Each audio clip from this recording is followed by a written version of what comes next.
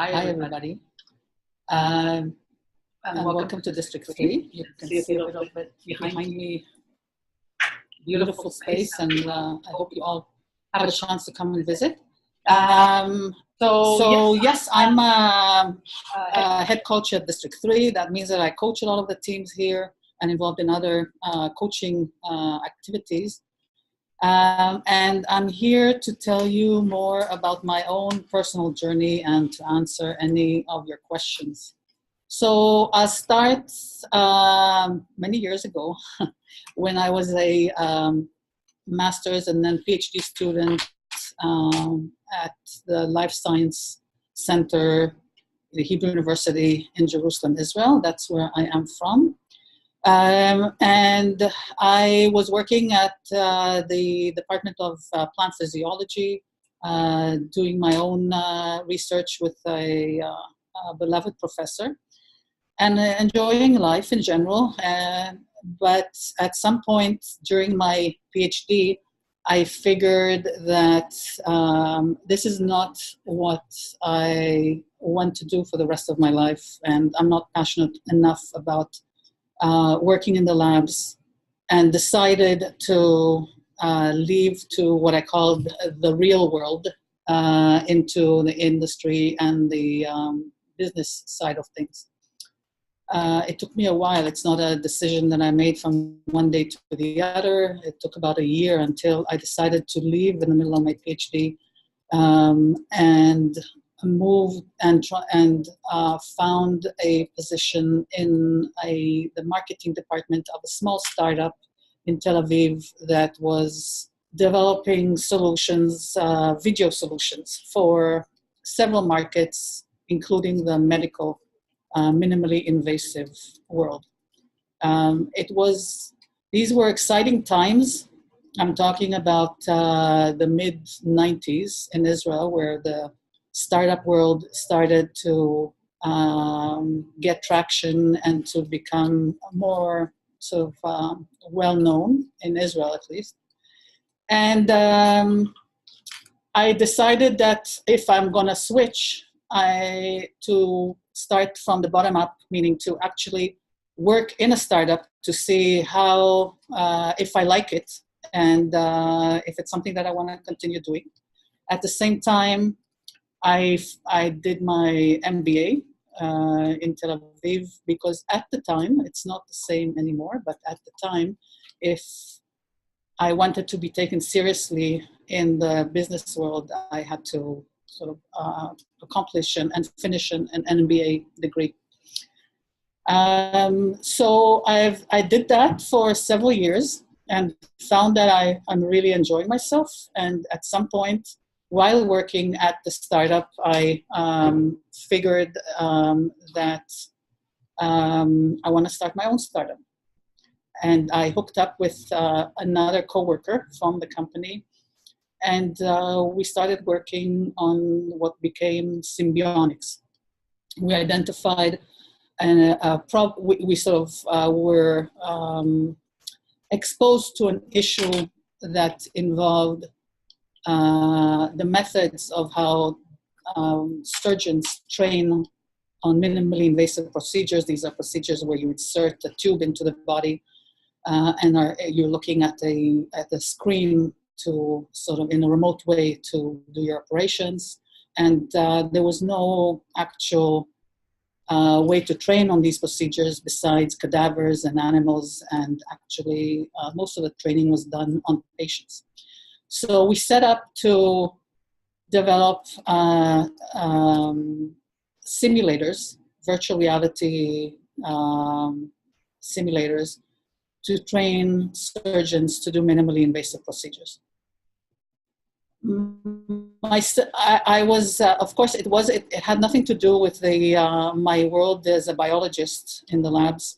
My partner was a business development person, and we went about it by spending almost a year, maybe even more, trying to what today we would call validate our business. So we traveled a lot to conferences. We spoke with a lot of opinion leaders in the field, and with people from the industry to try and figure out what exactly are the needs and what is it that we should be designing and building to meet market needs. As I said, it took us nearly a year. During that time, we also found our third co-founder, and he was our technology expert. He came from the gaming industry. And then we set up to find a home and some money to start working. We ended up in a technology incubator in the outskirts of Tel Aviv, and we started building our startup from the ground up again, building a team. It took us 2 years until we sold our first, we started selling our first product. It was in the upper and lower gastroenterology market to do colonoscopies and gastroscopies. We got an VC investment and we grew, and slowly we became market leaders internationally in our field. We moved headquarters to the US in 2002, so it was about 5 years after we were officially established, and basically continued growing the market, the business, until I eventually ended up retiring from Symbionics and moving to Montreal to start a new chapter in my life. So that was story Symbionics. Symbionics was eventually acquired. It's still operating. It's still a market leader, but it's now operating under, it belongs to a company called 3D Systems, a public American company, but it's still active and doing well. So this is my journey, my relevant part of the journey to you guys. How much time do I still have? We still have 7 minutes. Okay. Maybe for you, what would be interesting is for me to focus more on the times where I switched from academia to the business and how things are different, right? And as leads from my perspective between the academic life and the world and startup world and the business side. So first, as I said, it's not an easy decision, and I would recommend, recommend trying it out before you jump full in. That's what I did, at least. I joined a startup, saw if I liked it. I did not take the typical way where you would come from the academia, especially in the biotech. You would come with an invention or something that you developed in the labs and try and commercialize it. That's definitely another path. And you have to be ready to jump into a lot of uncertainties. So the question, it's a matter of learning if you're feeling comfortable with that, because in the commercial side or the business side, things move much faster than the academics, and you need to take decisions to move forward, even if you don't have all the information in front of you, and you can't spend too much time investigating every little point of the business. So that's the thing that you need. Hopefully during this program, you will discover if it's something that you like. I highly recommend it if you do, because you can't get the same emotional reward if you are an entrepreneur in your traits and in your mind. And it's highly rewarding. The journey itself is highly rewarding if it's for you. It's not only about the at the end of the road of the way, because most statistically, most startups will not reach journey, but the nuggets that you collect on the way are well worth it. Again, if it's for you, if you love it. If not, no point in doing that. And again, I hope that during this program you will discover if it's to your liking or not. Anything else that I'm missing? Or perhaps the challenges that come on your way? Yeah, so one more point. I was telling you the narrative of my journey, and it sounded like things moved along logically from one point to the other, and that I took decisions and moved along. But this is only something that you can do in retrospect, right? During the journey, most of the time you're jumping into the water without really knowing how deep it is, and hoping for the best, right? Same goes for surviving challenges along the way. So you will be jumping into the water, but you would be fighting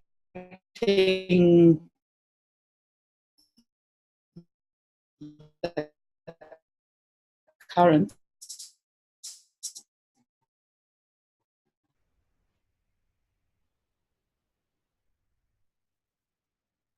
And many times the ones that I love to do, and if the topic that you're working on is close enough to your heart to put in the extra effort and try and overcome a lot of challenges, and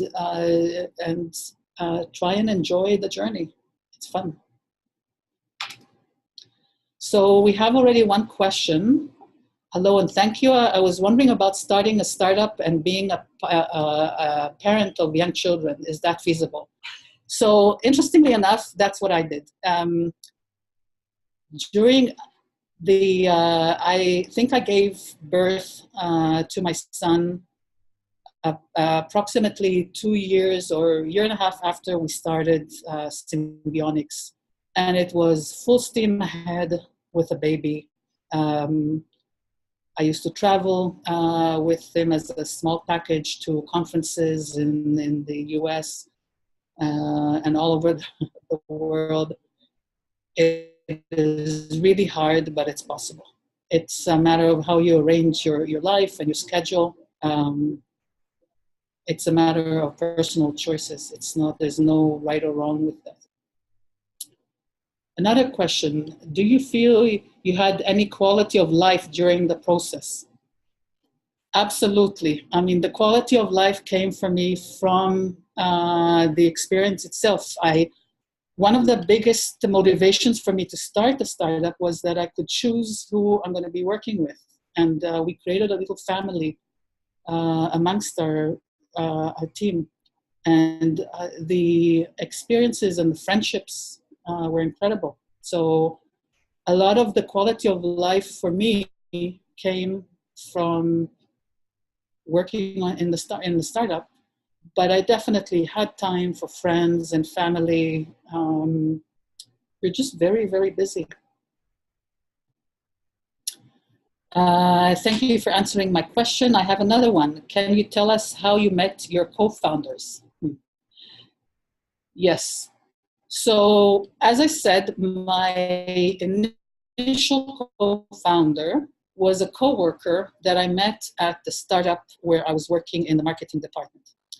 And again, he was a biz dev person, and we started working on the project for a while until we looked and found for our third partner, which came from the technology side of things. So specifically, we ended up, we actually started with another co-founder, and that co-founder left after a short while, and we had to switch to another and to look for another co-founder. But eventually, all was for the best because the person that ended up being our third partner was perfect for that job, and we worked very well together, the three of us.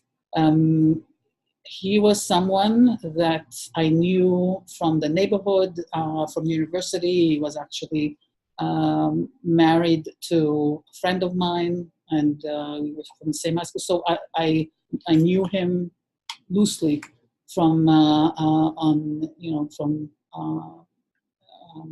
just casual acquaintance. And it ended up being the right person, but we looked for a while, and he was the one that said, because we described what we want to different potential partners, and the ask was pretty big because we wanted a simulator at the time that will run on a simple PC, because we didn't think we could sell a simulator that was too expensive. And he listened to us and got excited and said, yes, I think I can do that. And that's how we became a partner. Wow, that's a longer one in French. In French, Lila will help us with that. I will read it and translate it for you. Bonjour, avec tout, Leïla, les chiffres. Okay. Merci pour votre intérêt de partager votre expérience. Ma question est, quels sont les processus de demande de brevet d'invention pour une start-up précisément ici au Québec? Qu'est-ce qui en régit? Okay. So basically the question is, what is the process to ask for okay, so the question is, what is the process to ask for a patent when you are a startup in Quebec? So about applying for a patent in Quebec or anywhere else, the process is pretty similar. You need to find a IP lawyer or IP firm to work with. Applying for a patent is, there's a strategic element to that. So I wouldn't recommend going about it on your own. There's experts that can advise you.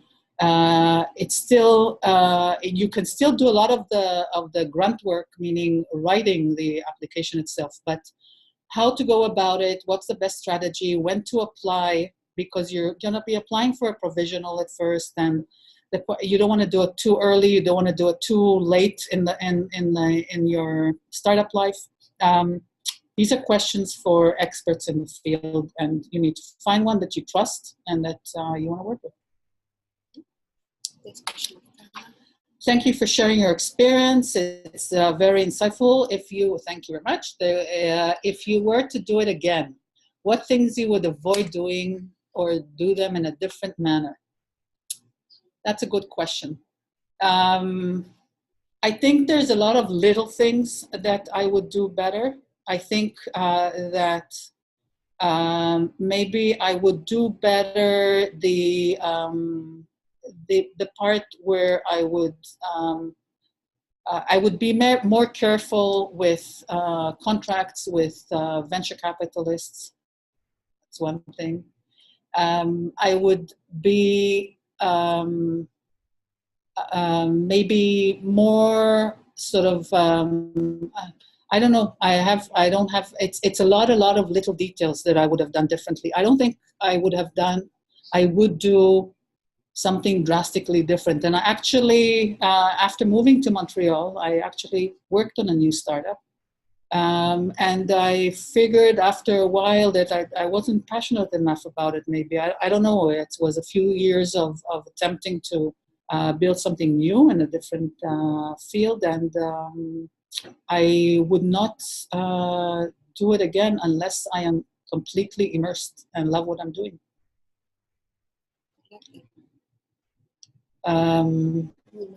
One more from Nima. Thanks for sharing your interesting journey and experiences. What was the major problem you faced related to your business, and how could you manage it? The major challenge is the uncertainty. At the beginning, there's a lot. To Today, things are a bit different. I don't know, and maybe certainly in other places in the world. In Montreal, it's still building, but the support of the environment around you, your family, your friends, your coworkers, the people around you is extremely important. The validation of it's okay to be crazy and start your own startup. That was one challenge I sort of fought with at the beginning. I got a lot of looks with a lot of pity in the eyes of people that I told that I'm starting a startup to build a medical simulation company. So that would be one sort of challenge. The other is the uncertainties. From one day to the other, sometimes you don't have you're run out of money, and things happen that you have no control over. So, for example, when 9/11 happened, and we were at the final stages of signing a investment agreement with Swiss bankers. And from one day to the other, the Swiss banks decided, because of 9/11, that they're putting on hold any kind of deals until things clarify and they understand the impact of 9/11. So from one day to the other, we were left in the cold. Getting over these periods are not easy. Before selling your products, you work for 3 years research and development. How did you fund that? So it was obviously not easy, but you find ways. I mean, you go eat at your parents' house a lot. You get unemployment. You do odd jobs here and there, and you figure it out. Everyone does it in a different way. But you make it happen. We actually had, for the 2 years, for the first year, we had absolutely no support. And we were traveling a lot abroad for conferences. So everywhere we needed to go, we found friends or family to stay at. And we snuck our way into the conferences. So we never paid to enter the conferences. I don't know if it's okay to say that, but you become creative. And the second 2 years, once we were in the incubator, we did have some money, but the vast majority, we took the minimal for ourselves just to survive, and the rest of the money went for the employees and the equipment that we needed. How did you market your business in the first phases of your startup? That's a good one. How do you market it now? Thank you. So at the first phases of the startup, one of the things that I was in charge of is building a network of collaborations with market leaders. So they were a lot of key opinion leaders in the medical world, surgeons that were into training and got excited about this whole new world of simulators. And we started working with them all over the world. And I was actually the one that sold the first simulator that we ever sold. It was to a Danish surgeon for his department. And it started not as a sales pitch. We started collaborating with that physician to build the content of the simulator. So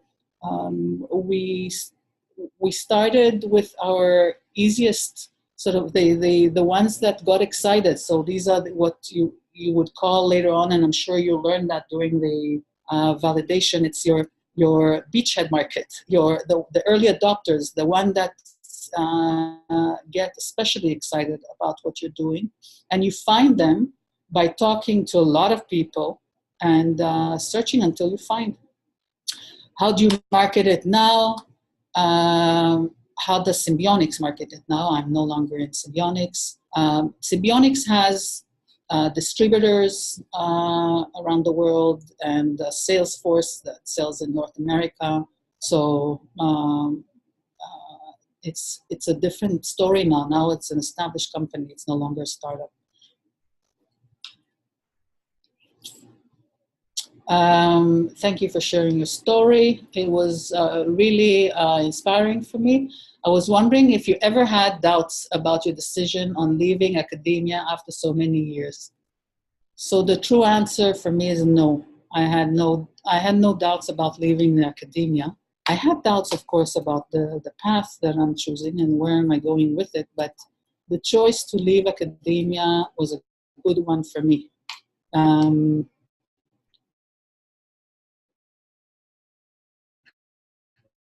it's not that I missed my friends there, want to touch the pipettes and stuff, but as a life choice, I do not regret it. Okay. So we don't have other question for now. Still have time. Do you would like to speak perhaps more about the team again? Yes, so I heard that Xavier talk to you last time about the team, and I have to completely agree with him. For me, it's, as I said, I coach a lot of teams here at their very early stage, and I see it time and time again, and I experienced it firsthand how important the team is. One of the things that I'm most proud of, I mean, my company eventually exited, so and it was sold for a lot of money.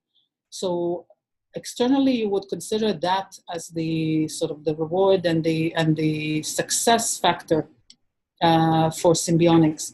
But for me, first and foremost was the team that we built. I was very proud of it. There's still people in the company that have been there from the first day, and a lot of them stayed. The ones that are either not there anymore or still there, a lot of them stayed even during the hard times when we had to cut salaries in two, or they were being hunted by a lot of headhunters because they were in the forefront of real-time 3D software development. And they could have received much higher salaries, leaving Symbionics and going to work somewhere else.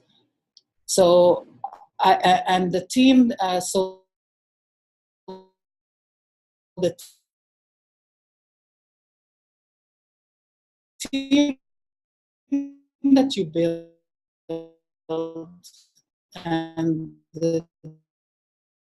the ability to ones that will over time. So it's super rewarding when when it works, and your relationship with the co-founders is also a big factor in how this journey will develop. Because one of the major reasons why startups fail is because of a disagreement between the co-founders, and things break down basically. So I have a question about leadership. How do you share your leadership with your co-founders? Your co-founders are sharing. So the co-founders are there to carry the weight with you, to have your back, and take and you switch amongst yourselves about at different times depending on the level of energy that you have and the tasks in front of you. But together with your co-founders, you're carrying all the weight jointly on your backs.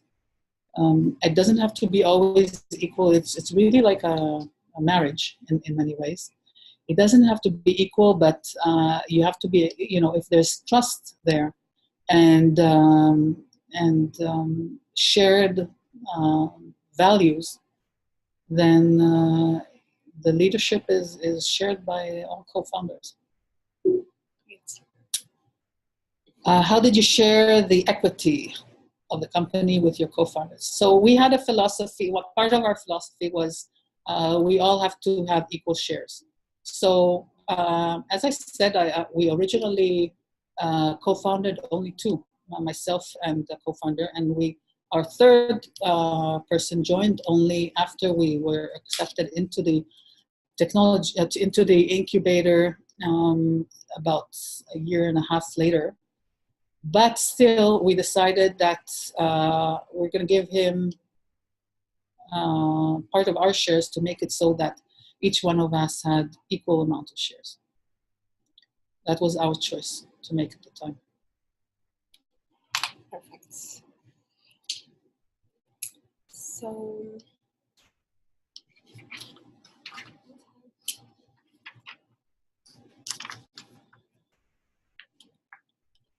You have a question for me? yes, we have another.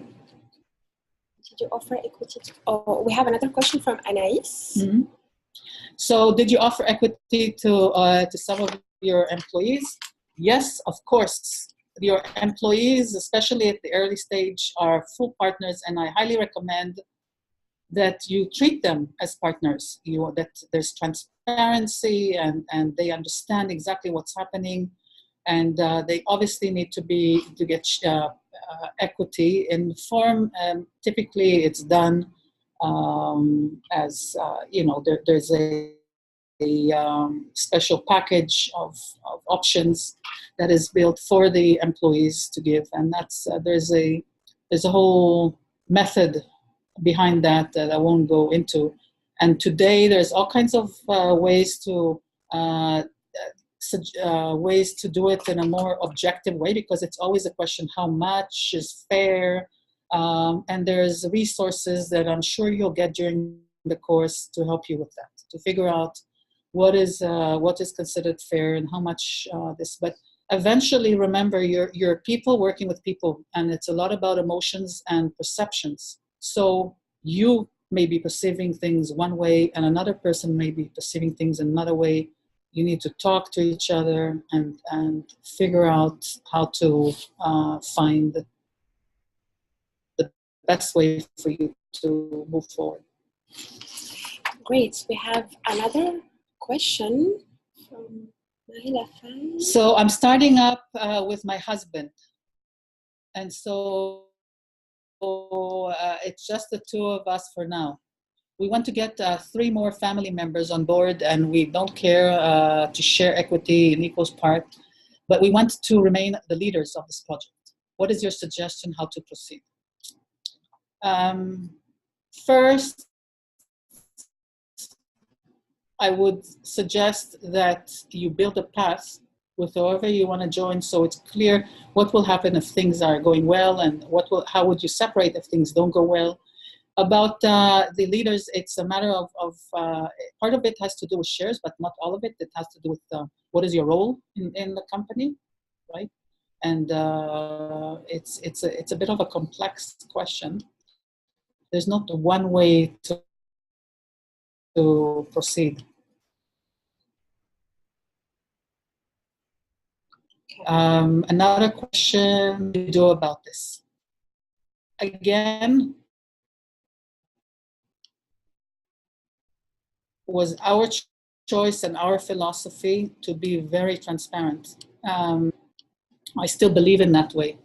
I heard Xavier talk about it last week, and I'm in complete agreement with him. It's not about the idea, and we weren't the only ones with that idea. We actually were very open about our idea and talked to as many people as we could about it, and we were only rewarded with good feedback, uncovering all kinds of potential collaborations, opportunities with the industry. And we were very also close to our competitors, and we ended up collaborating with them at some point. So in my mind, every potential competitor is also a potential opportunity to collaborate and to do better. I believe in transparency, and I absolutely think there's no point in keeping things secret, because if that's the only edge you have, you're going to lose it very quickly. And the best way is to just move forward very fast and be better at what you're doing than the other people. Right, so we have another question. If a technology is off patent, what do you suggest to turn it to a successful business and not to fail in the completion? Off patent meaning there's no IP. There is no IP that we can have for this. As I said, IP is part of a strategy. You don't always need IP. It depends on what you're doing, what your business and where is it going and how you get or approach the market. If you're doing a licensing, obviously you need some form of IP because otherwise what are you licensing? But you can have a successful business that has no IP. It's a matter of being better in marketing, working on something that has a big barrier of entry that is not necessarily in the IP side of things. So there needs to be some kind of edge that you have in order to build your business, but it doesn't have to be always about IP.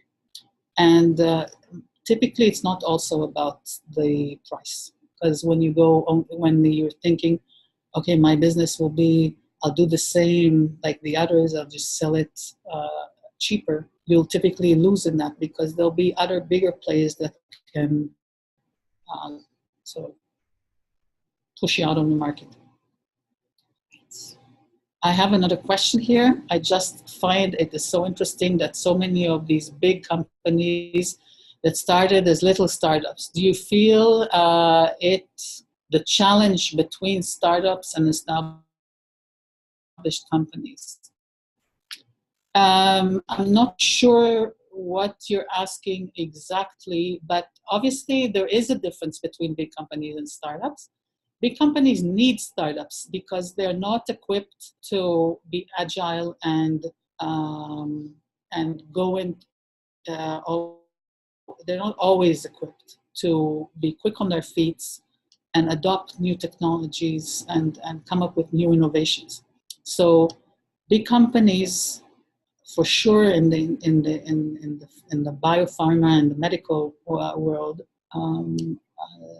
need you and need startups, and a lot of your success will include finding the right collaborations with those big companies. We at Symbionics, at very early stage, had very successful collaborations with very big companies in the market. And it was very advantageous for us and for them. We have another question. FDA approval sounds like a big hurdle to start a business about medical device. What do you suggest for surviving before FDA is approved? Again, it depends on the specifics of what class, and I'm not an expert in regulation, but I won't lie. It is a challenge to survive the time from starting until you have a product that you can sell. In the medical market, it's typically very expensive to develop, and it requires collaborations, as I said. And many times, it really depends on what you're doing. I don't have enough information, but if you can get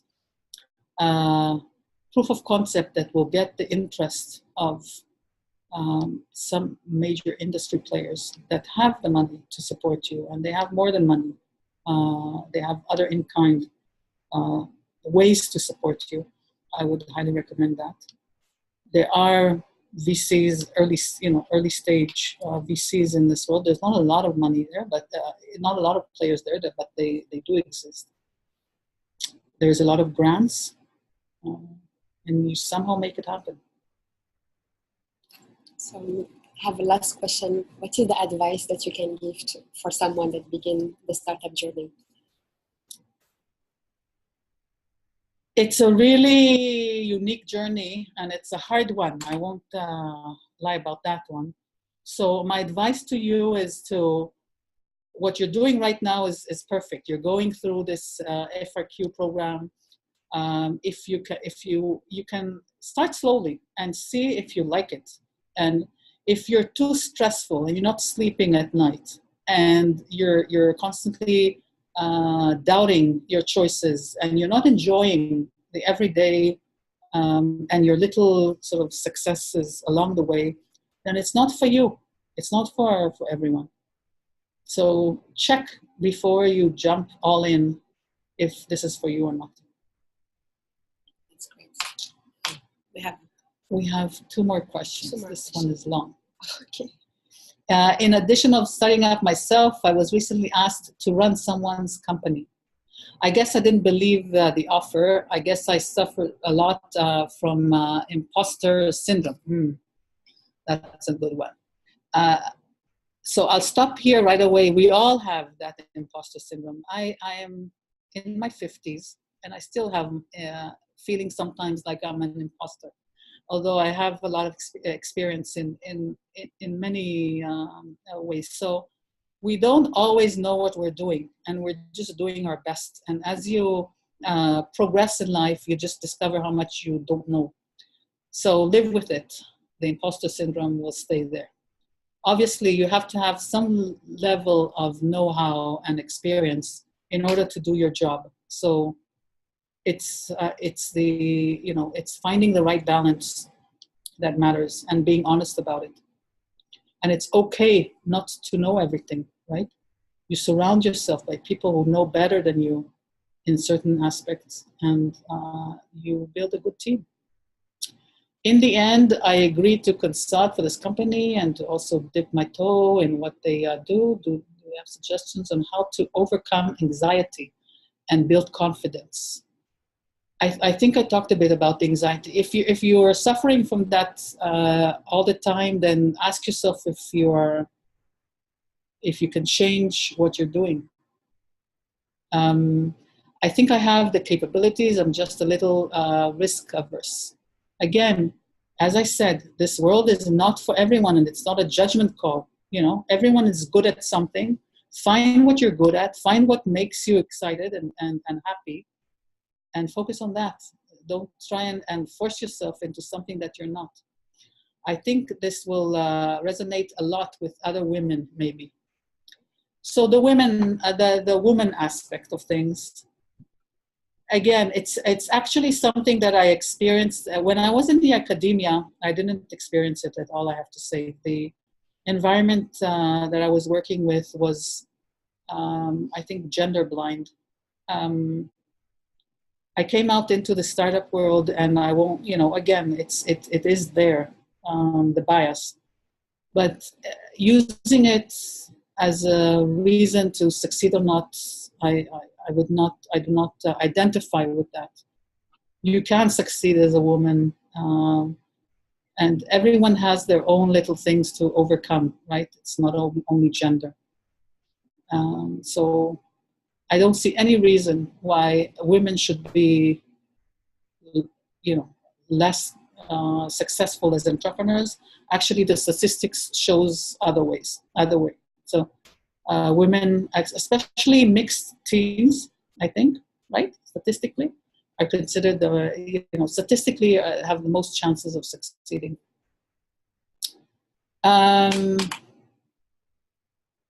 Did you feel any discrimination, particularly as a woman entrepreneur? So I talked a bit about it. You feel a bit of that, yes, but deal with it. What can I say? Show them better. There's nothing. It's not something that you cannot overcome. Find other women that will help you and give you a support. Moral mentors maybe, and focus on the people. Choose the people that you work with, ones that do not discriminate, that are gender blind. That's the only privilege you have as a entrepreneur. You choose who you work with, right? So choose well. So I did my PhD. Another question from Anis. So I did my PhD in a subject, anthropology of cider. Okay. But I want to start a startup in a completely other field, environment. What do you think could be translatable knowledge capacities? So I did that too. My startup had nothing to do with my studies and PhD. again, I spent a few years in marketing in the startup before I started my own startup. So I taught myself, I learned through experience and actually doing it, some of the knowledge and experience that I needed to have, but very basic. Others, you find ways. So you're doing this program, a lot of common sense. And if it's a passion of yours, you'll figure out a way of doing it. Okay, perfect. So there is no other question. We will finish the session right now. I'm switching. Thank you very much, and good luck. Thank you, Edna.